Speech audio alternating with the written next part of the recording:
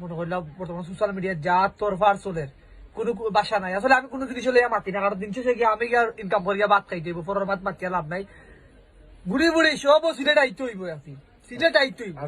আর আমরা হিবাই না আসলে আমরা কিন্তু মৌলভীবাজার না আসলে আমরা বিমানে ওরা টাকা দিতাম পারবো। কি আরে বলুন কি?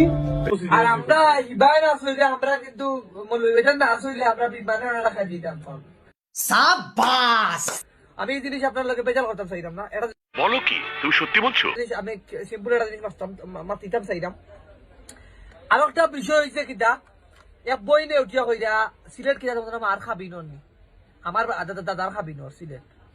তুমি যাইয়া কইছো মৌলভীবাজার তোমার জ্বর খাবি কেন যে কইছে যাইয়া কইছো মৌলভীবাজার তোমার জ্বর খাবি কেন যে কইছে এগুলো মাথাত কমন সেন্স বলতে কিছু আসেনি।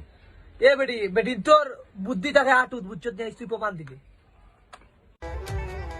63 জেলার মানুষের বুক কাঁপিয়া উঠে শুনলেও জেলার নাম, আর আমি গর্ববোধ করে কইতাম পারি আমার বাড়ি সিলেট ভাইজান। হে সিলেটের গর্বিত সন্তান।